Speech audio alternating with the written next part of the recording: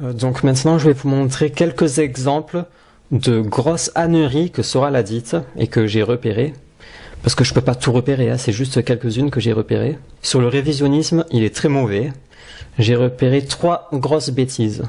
Quand vous imaginez que dans cette pièce à Auschwitz qui fait 300 mètres carrés, d'après pour que les 6 millions soient un chiffre possible, 4 millions et demi d'êtres humains sont morts. Je me dis qu'heureusement que les fouilleurs n'y sont pas allés, parce que quand on voit comme cet espace doit être saturé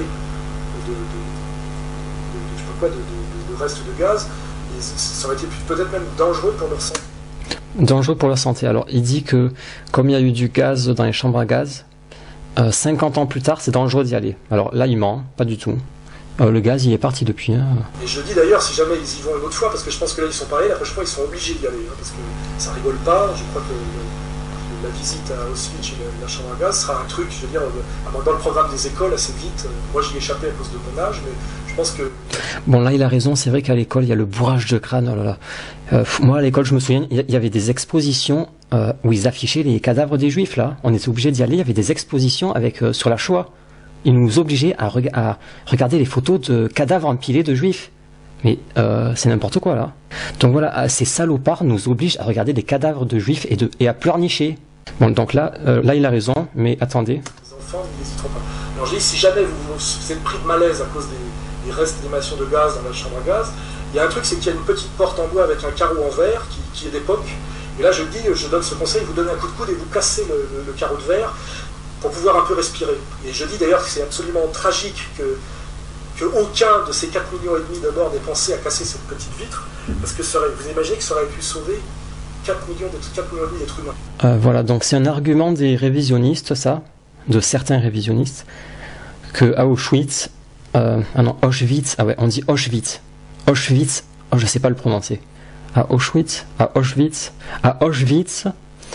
il y a la porte pour sortir, c'est une petite porte en bois avec un truc de verre là. Et selon les révisionnistes, et selon Alain Soral, il suffisait que les juifs donnent un coup de coude pour s'évader, pour pas se faire asphyxier.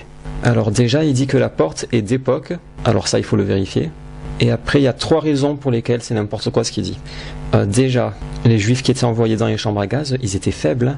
Les juifs qui étaient encore costauds, ils les faisaient travailler. Ils avaient peut-être pas la force de briser une vitre en hauteur. Deuxièmement, même s'ils font ça, il y a les nazis derrière. Hein. Ils vont les tuer les nazis. Même s'ils cassent la vitre, il y a les nazis derrière.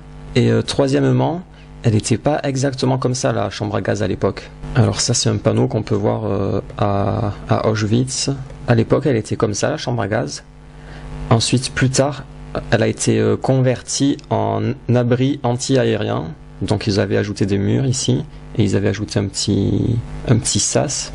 Voilà, là il y a le petit sas. Et ils avaient ajouté des murs. Et après la guerre, ils ont abattu les murs pour que ça ressemble à la chambre à gaz d'origine. Mais au final, ça ressemble pas exactement. Ils ont laissé le sas. Là, ils ont abattu les murs. Mais ils ont abattu un mur de trop. Ils ont abattu ce mur-là.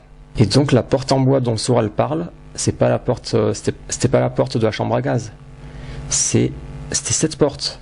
Les juifs ils étaient là et ils parlent de cette porte alors qu'ils devraient parler de celle-ci. Mais celle-ci elle a été détruite.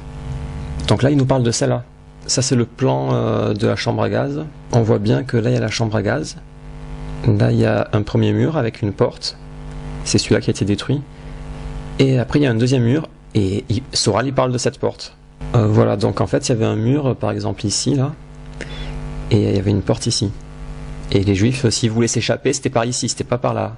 Donc ça c'est n'importe quoi. Soral il a dû tomber sur une vidéo YouTube débile là, il a tout gobé, hein. Il a tout gobé. Et troisièmement, attendez, regardez tous les likes. C'est grave, hein.